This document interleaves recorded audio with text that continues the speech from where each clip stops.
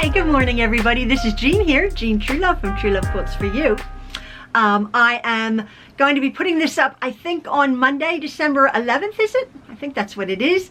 I had done this small tutorial on my row along with Jean quilt. I have one more row that I'm doing last week, but just real quick, over the weekend we had a sleepover with 5 of our 19 grandchildren. 5 little girls, or 5 preteen, yes, preteen girls came to visit. Oh, we had a nice time. Maxwell gave up his entire 3rd floor of the house. He was grumbling about that. He was like, I like my bed. But we have another guest room.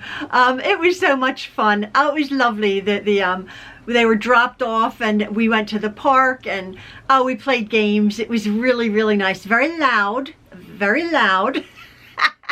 But it was just so lovely, and the little girls enjoyed themselves so very much. So I'm just going to put a few pictures of that up. That was really nice.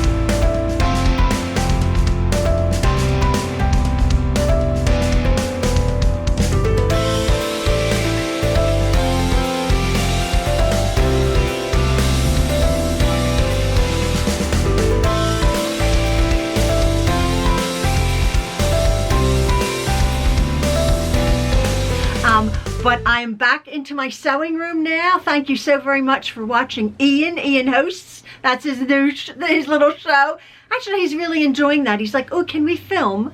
And I'm like, okay, well, get your own channel.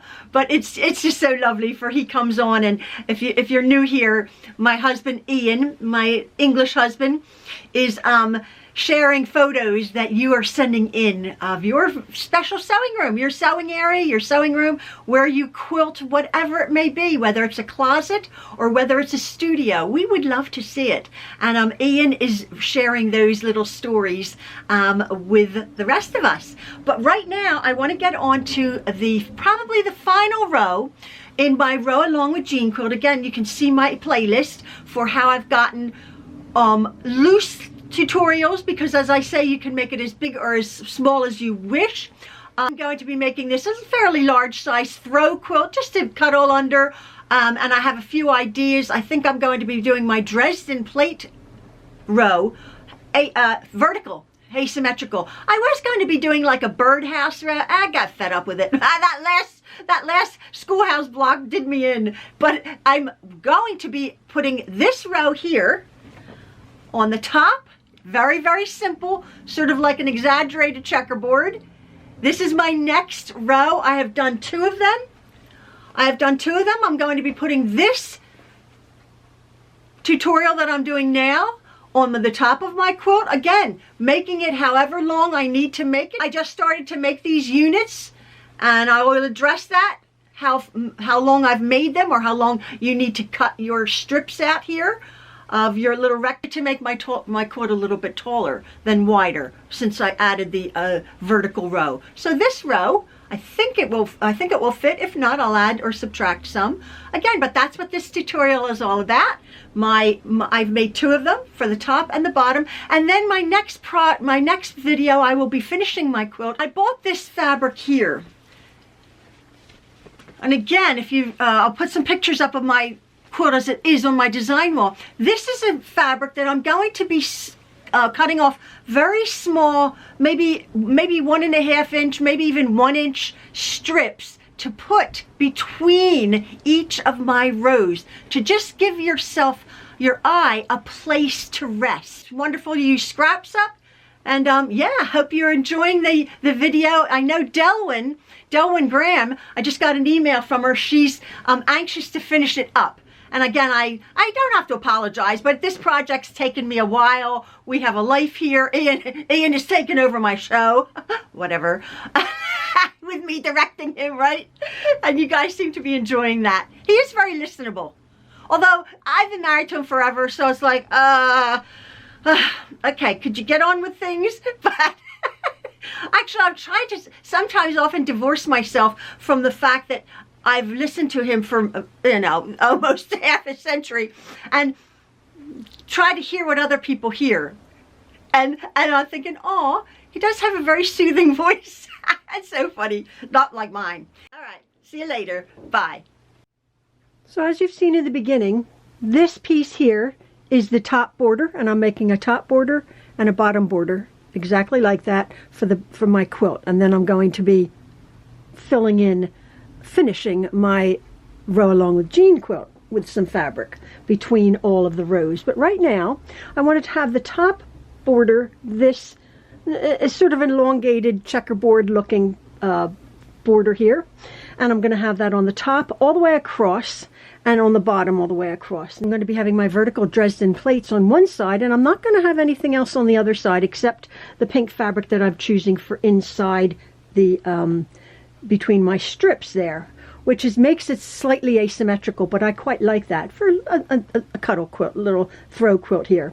So what I've done here, again, this is your quilt, however long it's evolving as, if you don't want to make one row the same size, or if you want to add a few more maybe flying geese or checkerboard rows in between. However wide your quilt is going to be on how many of these rectangles that you're going to quilt. Just for argument's sake, right now I've made a top border, and I'm going to be making the bottom border with, I think it's it's between 30 and 40. I believe I did 40 on that. I've cut 42 by 4-inch pattern scrap, maybe a little bit long, but again, as you know, if I've made it a little bit long, I can always just rip out one seam and make it the size of my quilt. I've cut 2.5-inch strips. I have a little bit left over, but these here are 2.5-inch strips, and that's my 2.5-inch strip right there. I'm at my machine. What I have is my 2.5-inch wide strip, my neutral, and I have my pile of 2-inch by 4-inch pieces here. All I'm going to be doing is on my 2-inch, I'm going to be putting my rectangle, pretty side, the right side of the fabric, down into my strip this way, horizontally. I'm just going to be chain piecing these pieces together, pretty side to pretty side. Now I'm leaving just a minuscule bit of space between the two, because I'm just going to then be slicing off this cream fabric to make my units.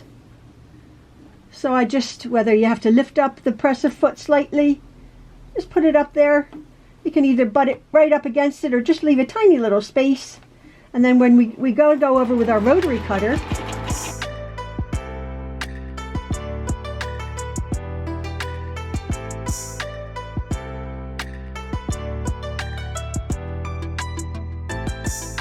now I'm going to go over and I'm going to cut these all apart. Now we're going to end up with this whole strip here, pretty side to the pretty side of our strip. And by all means, if you want to do this absolutely 1000% precisely, you could take your ruler or your rotary cutter and you can split them like that, and we end up with that unit there. Okay, but I don't do that. I can see pretty much that going in between like that, between like that. I'm just cutting the unit really nicely.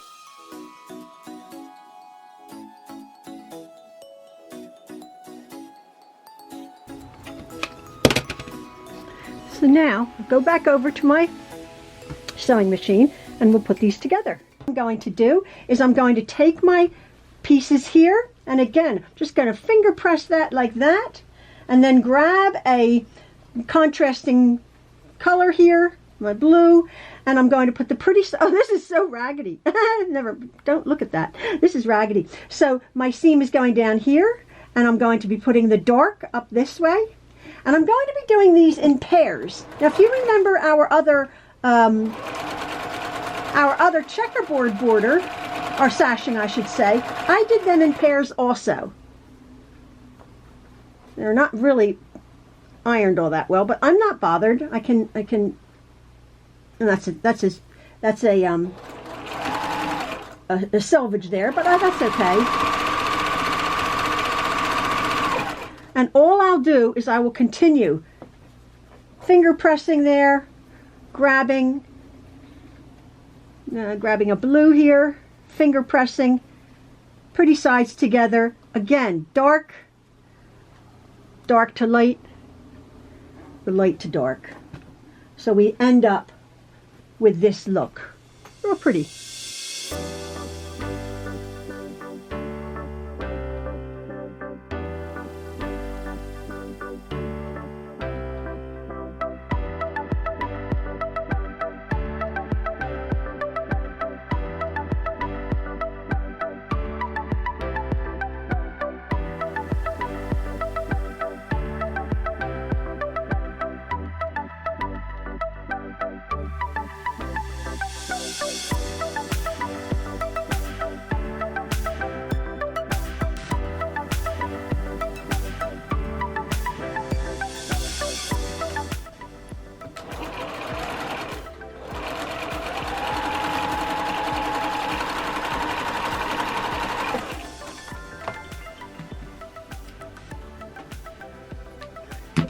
So there is my row, totally not ironed, as you can see, not pressed. But I'm going to go over to my ironing board. So I'm at my little ironing board here, and what I'm going to do is I'm just going to spray my row with some, this is a light finish. You can either use starch or spray bottle with water in it, just to dampen my seams there just a bit. And this will end up being however long it ends up being. And I have my little iron here, my little Aliso iron here. This one doesn't lift up. My big one lifts up, but this one just stays down, which is good. And what I'm going to do is, again, I haven't set these seams, but what as you can see what I'm doing, I'm just pushing, I'm just tugging the end here of my row, just along over here. And I'm just putting my iron down like that. Just smoothing my row over, and every other one that's going up, I'm just separating the seams there and pressing like so. Just putting my seam on there, my iron on there. I like this little iron, it's sweet. As you can see, it's nice and hot, and my row will grow because as I've sewn it, it's sort of shrunk, but as you can see, it grows. And again, however long I need it to be, I will add or subtract, or maybe it's perfect.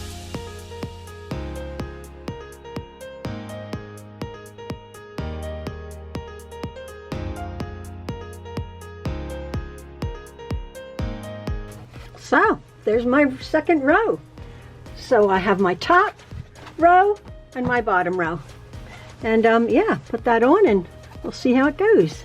All right, folks, thanks so much for following along. I hope you've enjoyed this week. I'm going to be finishing up my quilt soon. I'll be putting it together, and I'm showing you. I have showed you in the beginning, but I hope you've enjoyed this tutorial. All right, folks, see you, bye.